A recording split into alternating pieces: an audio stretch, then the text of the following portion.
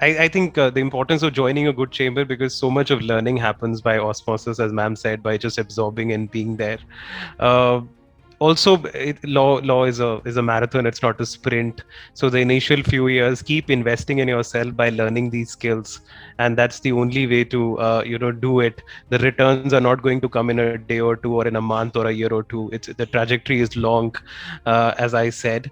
Another way of, since your question was how to also build a practice, I think alongside, when if you've joined a good chamber or a good senior, alongside it, it's a good idea to keep in touch with the academic side of law. Keep writing as much as you can. It's usually a good way to get noticed, and not just to get noticed, also to sort of think more clearly about law, because in the process of writing you force yourself to think more clearly, choose the right words, unpack law better. And if you're in a position to write and communicate effectively a complex legal concept, now there are so many opportunities, so many journals that you can write to, where you can have a good audience, where you can sort of carve out a niche and get noticed. I think writing a lot is helpful.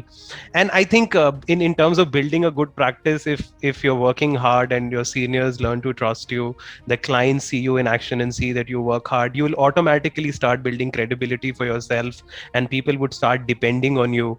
At the end of the day, it's criminal law that we are working with. There are lives at stake, so it would take some time for them to be able to trust you like that. But at the end of the day, the only business development or BD for a lawyer is what you do in court.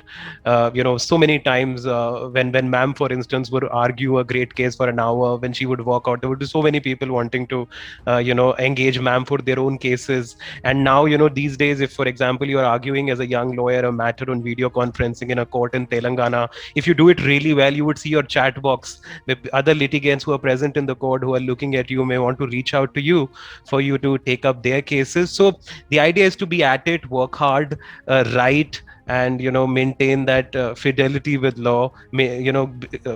Build and cultivate a reputation for somebody who likes to engage with law, and not just the business side of law at the end of the day, since it's a profession. And don't think about not being from X or Y law school, or not having somebody in your family who's a lawyer. At the end of the day, I think it's who you are as an individual, and how passionate you are about your law, and how willing you are to work hard is what counts.